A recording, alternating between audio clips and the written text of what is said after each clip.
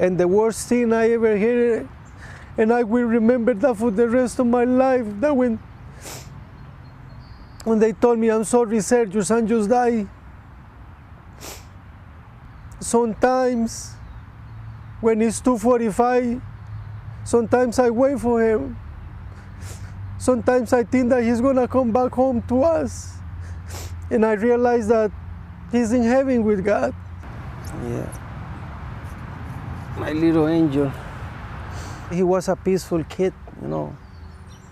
He always, you know, go to handball court with his brothers.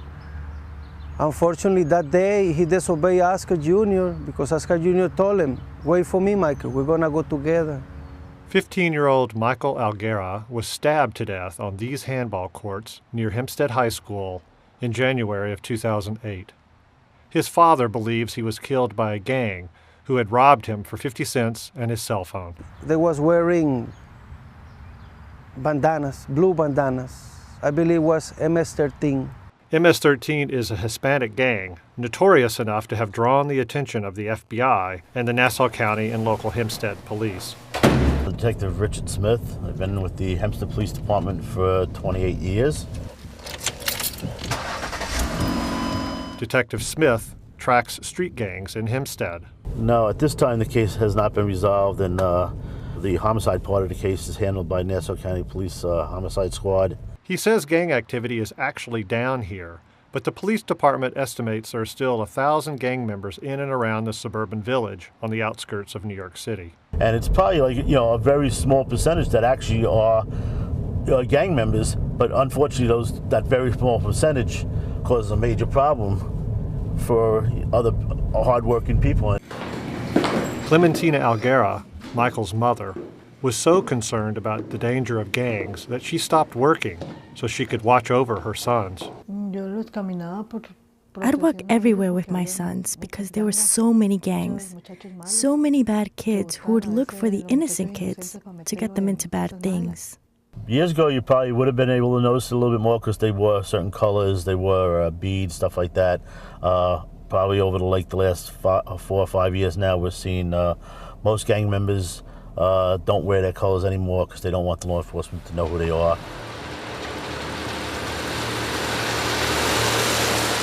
While most Hispanic immigrants are aware of gang activity, the murder on the handball court that January day was a shock that still haunts the Alguera family.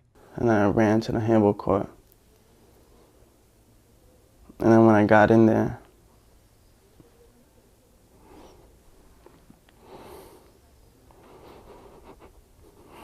I saw my brother on the floor gasping for air with his eyes closed. I literally had my brother's head in my hand with one of my hands on his chest.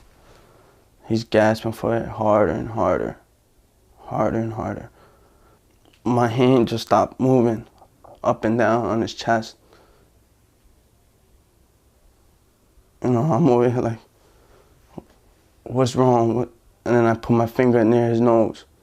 He's not breathing. Next thing you know, I see my mom. My mom's running. The cop tells me to get up and go take care of your mom. I didn't know what to do. I'm over here like, should I let go of my brother or should I go help my mom out? It got up to a point that they had to revive my brother more than twice. You know, we should at least read some words of the Lord for my brother. They told my brother, váyase con Dios. No sigue sufriendo. Once they said that, my brother started shaking. And from there, all I heard is something going, The monitor of his heart just stops. Since Michael's murder, the Alguera family has fallen apart. Oscar Jr. dropped out of high school, and recently Clementina and Oscar Sr. separated. Now, no one is the same. Everywhere I walk, I always remember Michael. Always, always. Because he was a very special boy with me. He would touch me and say, Mom, you're the best mother in the world. I love you so much. After asking the Lord and asking Mikey not to leave me and just to apparently just be gone, And the only place I get to see my brother is 8 feet deep. I know it will never be the same without Mikey. But, I'm gonna try, with God's help, to reunite my family and try to be happy.